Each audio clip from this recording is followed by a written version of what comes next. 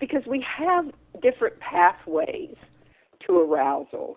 I think I've talked about this before, but I just call this, some of us, the pathway to arousal is a sexy brain. Some of us, it's a sexy body. The person with the sexy body walks around, their body is already ready for sex, always. I often say the prerequisite for sex, if you've got that sexy body pathway to arousal, which is called autogenic, is this.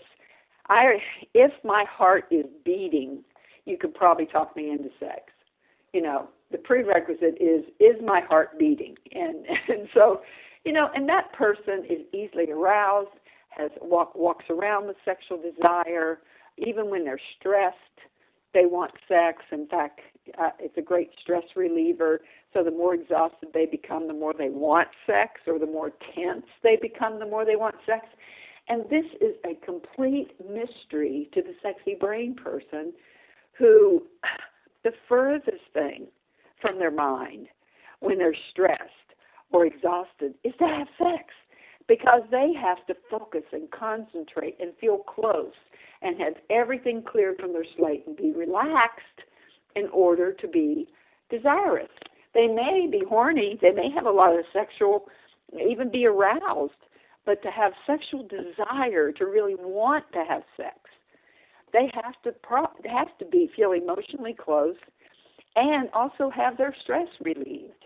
And these two people often find each other, and they unknowingly are insensitive to one another's needs because they just don't understand there are just at least these two major pathways to desire. So you got to know who you are, and then you have to understand your partner, and this is where that generosity comes in again. Because if I expect you to feel desire only the way I do, then I'm not going to be sensitive to your pathway.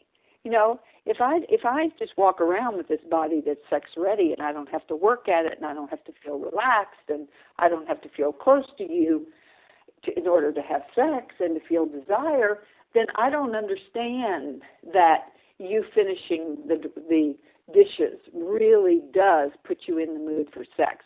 I don't understand that if I stop at the grocery and come home and get the kids ready for bed, that really is foreplay. I don't understand that, because for me, I don't have to be relaxed or feel emotionally close or feel supported by you to want to have sex with you. But just because I don't feel that way doesn't mean you don't feel that way. That's why I like that. We got to be good to each other. We got to be generous, and we've got to be game. We got to be, game meaning you got to be willing to be in the game of love. You got to be willing.